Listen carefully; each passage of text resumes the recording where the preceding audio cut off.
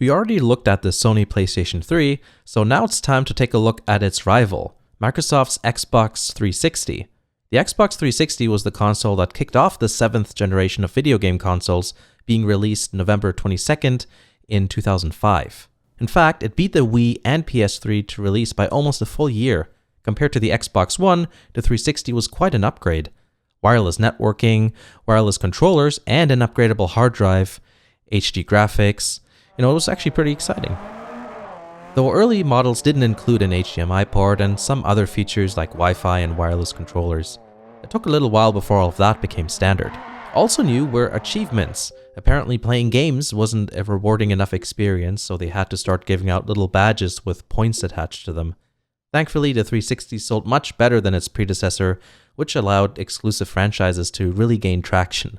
Halo, Gears of War, and Forza are just some that experienced some real growth during this era. Forza proved to be pretty awesome. It included a lot of cool new features that Gran Turismo didn't have, like engine and drivetrain swaps. Not to mention the engine sounds were great. The MR2 is one of my favorites.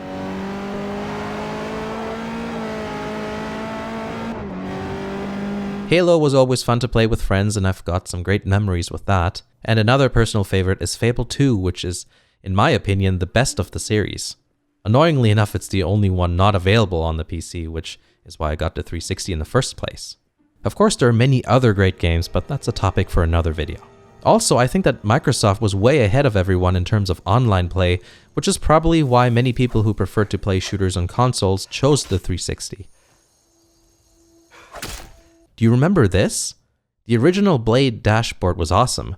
It showed a lot of information without being cluttered and confusing to look at. Worked really well on a 4x3 CRT TV, which a lot of people had back then.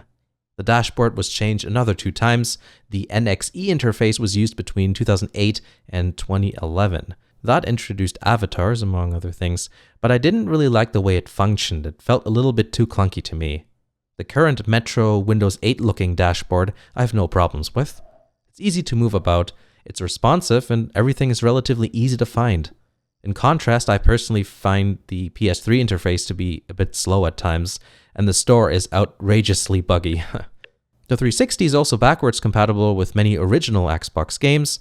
Not all games work though, since it is software emulation, but it's a nice feature to have. There are 3 major hardware revisions. The 360 started out life like this. Compared to the PS3, I think the Xbox aged quite well. It still looks pretty good, while the original fat PS3 looks a little gaudy to me. It can both lay flat and stand up vertically. The DVD drive has a tray, unlike its competitors, which were slot loading. A lot of people prefer the tray, but I find a lot of the time scratches were avoided with the slot loading designs. And look, you can even connect memory cards. The first generation 360s unfortunately suffered a higher than average failure rate, with the red ring of death, scratched discs, and overheating issues.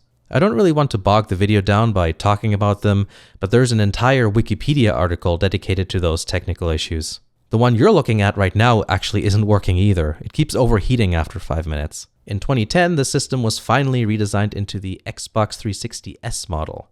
It's smaller and quieter, has touch buttons for some reason, and is more reliable. If you're looking to get yourself a 360, this is what I would recommend. All models have HDMI and Wi-Fi, unlike some of the early originals, though be sure to look for one with a hard drive. The memory card slots disappeared, but I don't think that's a problem for most people.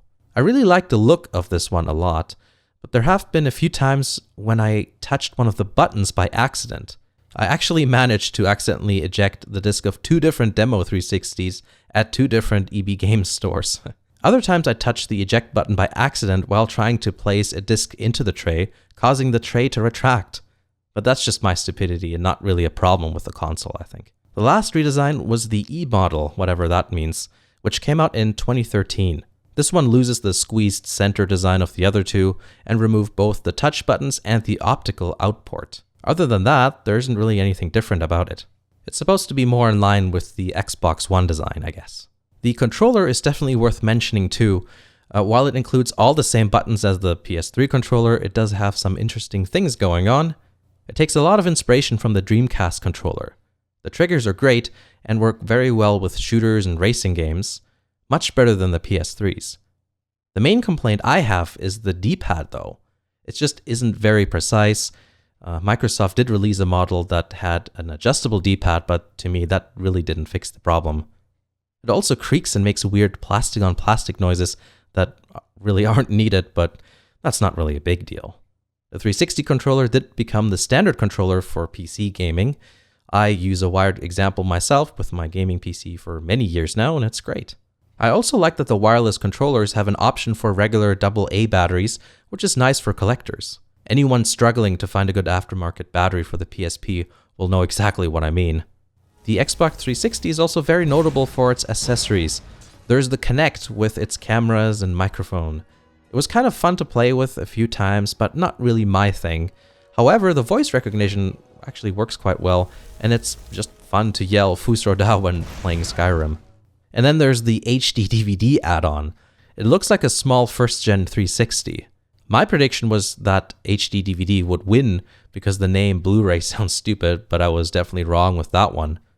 Not a very useful add-on these days, but it's interesting and I wouldn't mind getting one just for the novelty factor. In the end, the Xbox 360 was and still is a great console. It's relatively cheap now, and so are the games. I chose the PS3 as my main console, but picked up a 360 when it became cheaper just so I could experience the console and the games not available for the PS3 or PC.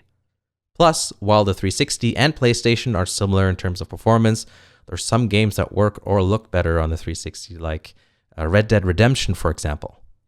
If you enjoyed the video, please leave a like or even subscribe. I'm also on Twitter if you want to follow me there, and I have a Patreon page if you want to support me. Speaking of Patreon, shout out to my patrons who are currently supporting me. You're really helping me out here. And for the first time, I can actually use my shoutout graphic at the end of one of my videos. Thanks for watching and see you again in the next video.